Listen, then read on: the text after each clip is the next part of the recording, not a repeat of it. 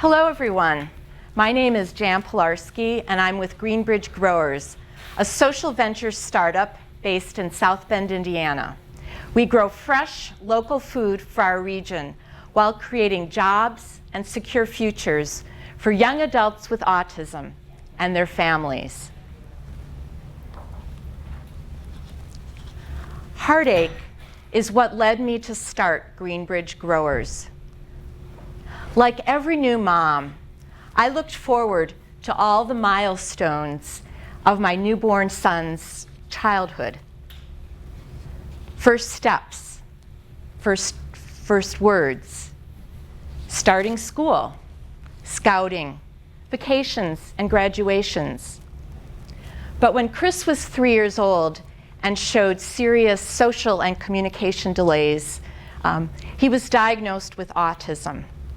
Our family's life turned upside down trying to make sense of this new reality for us.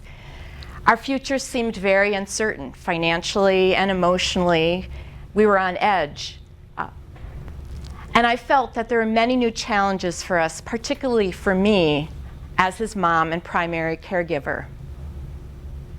But with an investment of time on our family's part and the terrific resources of many in our community who helped him, therapists, teachers, professionals, Chris gained new skills and met many of the milestones that we had hoped for, but on his own timeline. He liked school. He finished high school and went on to attend and graduate from Hope College, where he majored in chemistry and environmental studies. You could imagine, as parents, we were over the moon proud at this. What an accomplishment for our son through all these years of his own growth and changes. But that joy soon turned to heartache. After 3 months, Chris lost his job as an environmental researcher when the social challenges in the workplace proved too difficult. We learned that Chris's situation was not unique, that there were many more in our community across the country like him. In fact, there are 90% of young adults with autism who are unemployed. And across the country, we dug deeper and learned that there are 1 million families whose children are under the age of 18, 17,000 such families with those here in Indiana whose children are diagnosed with autism. Behind all those families, there is so much financial stress and emotional difficulty, and a great need among those families. So looking at this problem differently, trying to turn it around as a mom and as an entrepreneur, I thought to myself, what if we looked at this differently? What if Chris's passion for science, for organic farming, could be put to use productively in the community to build a business and create more local produce for our area at a time when there's great demand? What if we could build a business that would involve others with autism from the community using their great skills, training them as farmers? And how would that benefit the families of those across the country and in our community who are struggling with these same issues and hoping for a meaningful future for their children? So as a solution, Chris and I investigated different models of farming around the country. We trained for several years, made a lot of farm tours, and looked at aquaponics as a very real method for providing a consistent source of year-round food for our region. It's a process where fish and vegetables grow in tandem. The fish waste is turned through microbes into a productive form that can be absorbed by the vegetables. The vegetables in turn filter the water and clean it back to the fish. It's a closed-loop system, and in our area, great demand was there for consistent year-round produce. So this to us looked like a way to model our business. Aquaponics also has other sustainable methods. It's healthy. It produces the sustainable organic food many households are looking for. At a time now at a premium, when water is at a premium, it uses 90% less water. There is that potential to grow the year round. And it's efficient because it takes waste from the fish and turns it into product. So in turn, what we have is fresh, local, organic produce. Our proof of concept for this is a project called Bright Agritech. They're a business based in Wyoming. They have grown successfully for 5 years in the cold climate of Laramie, Wyoming. And they've also produced the vertical towers that are our model for growing when we commercialize. They're 5-foot towers, and the plants grow vertically in such a way that they take great use of the per square foot space in a greenhouse, growing more than you could if you grew flat. Also, our own proof of concept is a 360 square foot greenhouse that grows aquaponically on the grounds of Hannah and Friends, an agency in South Bend that serves people with disabilities. We've operated there for 2 years through all climates, producing hundreds of pounds of food, and are ready to stage up from that and commercialize. How do people with autism particularly contribute to a business?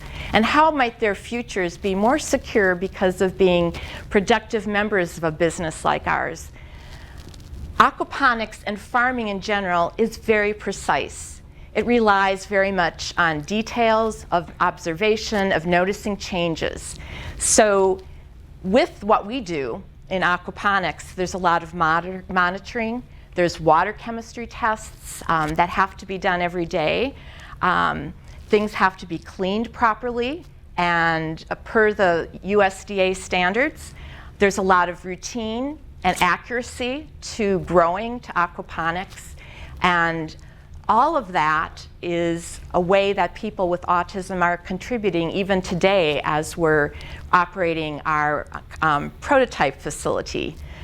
Many people with autism also think quite rationally. They look at a problem and they're very good at figuring out different unique ways of solving it. And in aquaponics, there's a lot of issues such as how do you deal with pests? How do you manage changes that you see that relate to the plants? And those are ways that people are contributing already in our business.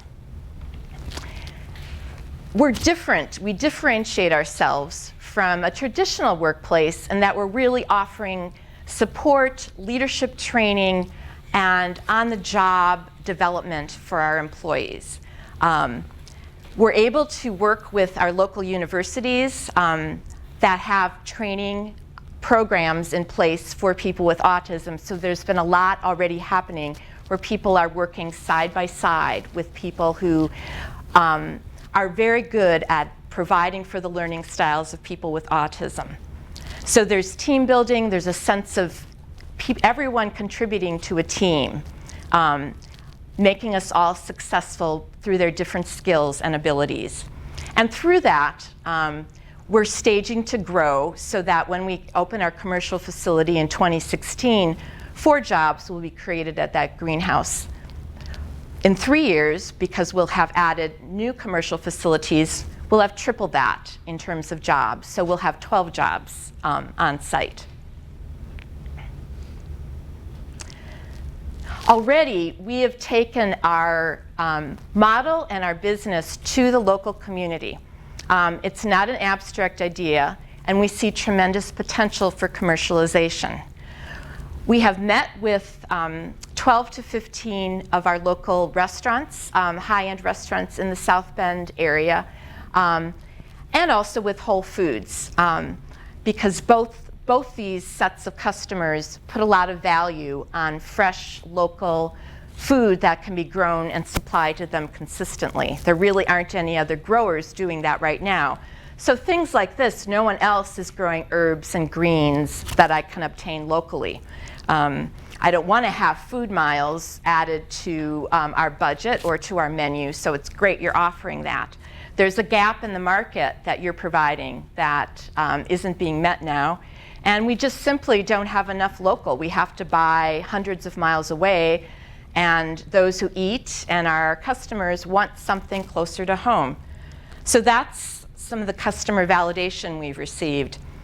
We've also done competitive intelligence gathering, really looking at who else is in this community of ours, and really looking very carefully at the different advantages that, that we offer compared to them.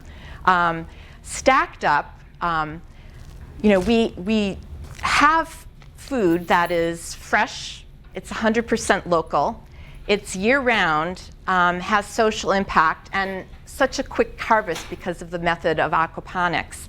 I think added to that, not only do our employees bring a competitive advantage because they have the skills needed to run aquaponics and farming successfully, but people do want to support a business like ours that has a social mission. For many of them, that's the sweet spot and why they would choose to market and offer our food on their menus or in their stores. Our revenue streams are 70% B2B, business to business, and 30% business to customer, B2C. So our largely, we would be selling to local restaurants, high-end restaurants downtown, Whole Foods, and also targeting our large chain in the area, which has several stores that highlight organic, Martin's Grocery. Whole Foods in particular, we maintained a contact with them from the start, and we have a great relationship with them, and they're just waiting for us to have produce available so that we can get on their shelves. Other restaurants like LaSalle Grill, Corn Dance, and others that I mentioned in the business plan are also on tap to purchase from us. When we look at our signature product, which is basil, which we can grow the year round in a structure, in a commercial structure like ours, the direct cost to producing a pound of basil are $3.24 a pound. That comes from labor, the seeds, the utilities. On the other hand, looking at what's the market price, we would be selling probably largely to the retail market, and that's a high-end value. That's $16 a pound. Wholesale basil is $11 a pound. So what we are focusing on are growing high-profit foods for which there's great demand in our community. As we look at our profits over our first 5 years, we're a net positive business because what we've chosen to do is to work hard at raising our startup capital to build our first commercial greenhouse, and then to turn the profits we make into the startup costs for the subsequent greenhouses. So we go from an initial greenhouse production of 29,000 at half production, and then going fully to 3 greenhouses and about 160 in 2021. Our current financial status is such that we've drawn from a variety of sources to meet the needs of the capital needed for our startup. We're building right now a 2,100 square foot commercial greenhouse in Mishawaka, and we're on tap to have that built so that we would have our first production in April. That money and our startup funds for that come from a variety of corporations like Home Depot, some local foundations that have helped us, like the Kelly Cares Foundation for our training grant, the Indiana ARC because of our disability potential, and largely also a very successful crowdfunding campaign we had on Indiegogo that raised $47,000 on and offline. We see that what we have to offer all of these partnerships is offering a product and also offering a story of impact and change for those who are our employees and how we'll benefit their families. Here's how we're growing. 2 years ago, we built our prototype greenhouse on the grounds of the Hannah and Friends Agency, 360 square feet. That came online in July. Our commercial greenhouse of 21 square feet will be at half capacity in the spring, coming on to full capacity in October. And then our second expansion facility we project for May 2018. How will we stage ourselves and grow and develop in the future? First of all, we're working to make our mark in terms of training so that how we work with our employees is very tailored to their learning style. We're working with our local universities to develop protocols and written materials so that is all in place, so that as people join our business, we have a manual and different techniques for working with them. Much of it is side by side, but we have a lot that we're putting in print so that there are ways to continue to teach and train individuals. Second, I think very compelling and something we need to keep working on is sharing our story, sharing the story of the families impacted, sharing the story of the benefits to our employees. We work very hard at that on social media, in various platforms, blogging, and in the press widely. Another aspect for us of growth and development that we see down the line is perhaps the whole idea of geographic expansion. I mentioned in the plan that since we've launched, we've gotten about 500 inquiries from people all around the country, families with great demand and wanting to start businesses like this in their own community. So thinking of this strategically, thinking of this how we might build, service those families, be a model for this type of employment in other parts of the country is a plan of ours. Leading to, if the geographic expansion is accomplished, then looking at larger scale customers institutionally. Whole Foods, we know through our discussions with them, has a distribution center in Munster. We're an hour from there, and so dialogue has happened about how we might provide and serve that facility with product as we grow. So we're a business that's about growing food. We're about creating healthy futures for our young people with autism who come to join us and to have impact in their lives. We are also a business that backs up the families of those individuals with autism. Not only do the individuals have a meaningful future, but those who are family members of these individuals have a life that is fuller because they know that they don't have the same financial stresses, the same emotional stresses, or the same worries about their young children's futures. So together, what we're doing in our community with many partners is to grow food, grow futures. Thank you very much.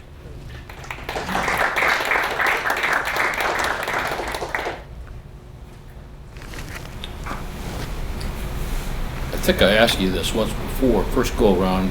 Are you organized as a not-for-profit? Yes, we are. We're a nonprofit business, and we went into that legal entity because of our lawyers' recommendations for us. They noted that businesses could be nonprofit if they served individuals with disabilities or individuals at risk who would not have the opportunity to be employed otherwise.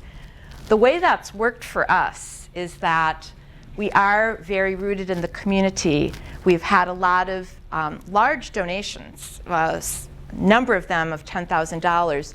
The individuals don't necessarily want, when we dialogue with them about format, legal format, they don't necessarily want a stake in our business. What they want is a tax deduction and a contribution that will help us get going through seed money. So for us, I would say it's looking at how we get the capital to begin with in a different fashion.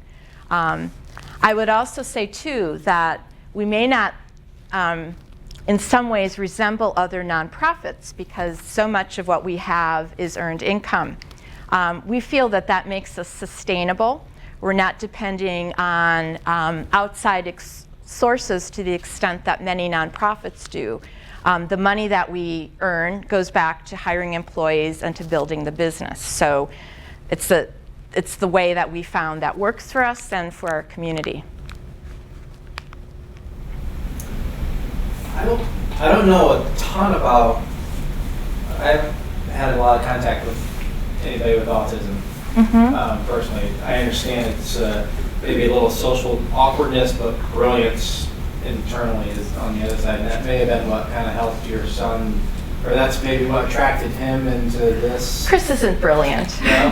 He's a hardworking young man who likes science. Okay. But if you were to meet him, he wouldn't be able to do this presentation because he can't converse. But the back end of this, the scientific part, that's been compelling to him, is that? He likes that, Okay. and he wants to apply his science. So we've really worked together to found a business. But I think the thing about autism is a lot of people, Temple Grandin, one of the adults with autism who speaks very often about how to integrate people with autism into the workforce, says, if you've met one person with autism, you've met one person, because they're not all brilliant necessarily, but they would have common features like wanting to take care of a schedule, wanting to make sure everything was cared for, in a day's routine, looking at things very carefully to notice changes. We have 3 others who are training with us right now, and the others have not gone on to college. Okay. We've just really worked with them so that they know the routines, they do them independently. We're there all the time, but they go through the routines and do them beautifully, but have started to do things I wouldn't have expected. They give tours now. We've trained them to speak. We've had probably 30 tours of those from the community wanting to learn about what we do. So we've taught them how to give a public presentation. They know how to look for pests necessarily, the little aphids and things like that. They notice changes so minutely, and that's extremely valuable. But these aren't people that have gone on to college. These are people that we've just taught to use their skills and zero in on our business. Okay, good. You kind of helped frame my question and then answered it, so that's good. So my question was going to be, what, in scaling this, like what kind of research have you done to make sure that this might be attractive to more than one autistic person? And I think you answered that. So that's good. Yeah. I also saw some research recently about work that could potentially apply to people with autism as things are created for them or businesses are built, and farming was on the top 10 list because of the routine, the schedule, which everyone takes to so well. All right, thanks. I'm wondering about their ability to live independently, and if you've ever considered like tiny houses near the greenhouse in order to give them further independence from their family. And families want that, but yet having a structure. Right, no, that's a really great idea, and the concept of sort of tying business and work and living all together. There is a woman in our community who came out of the same social incubator I did, whose business is to see what are some of the housing options we could create for our community, so we're trying to work together. Yeah, I like the tiny houses. Yeah, Yes. You said early in your session that you use 90% less water. That's less water than the standard agricultural Yes, process. them growing in the ground, So, right. okay, well, that's because you're recycling it. It does get recycled. It gets topped off when some of the effluent is released, and we capture it actually and use it as product to water in some other gardens. It could potentially, down the line, be captured and sold as a commercial fertilizer too. So that's another byproduct perhaps that we could structure into our business. But it's essentially, it does not need to be changed, and that water is the same. You just do the water chemistry tests and make sure everything is in place. So you're only selling the vegetation, you're not selling the fish? Well, in my business plan, what I explain is that the real profit in aquaponics is in producing vegetables for a community. In many places, and I would say Indiana, it's the case, there aren't ways to fillet the fish or to process the fish because restaurants want it that way. We have started out in our prototype to grow koi, and I've found a partner with a high-end garden center that would take our koi and buy them from us. So that way we could break even with the fish and prioritize the plants. Ivy Tech is developing a culinary center in South Bend, doing even more to develop it, and I think as we go forward, there may be options to grow other kinds of fish and have them work with us on growing that and finding filleting and markets for them. Yeah. Okay. Guess that's it. Thank you. Thank you. Thank you.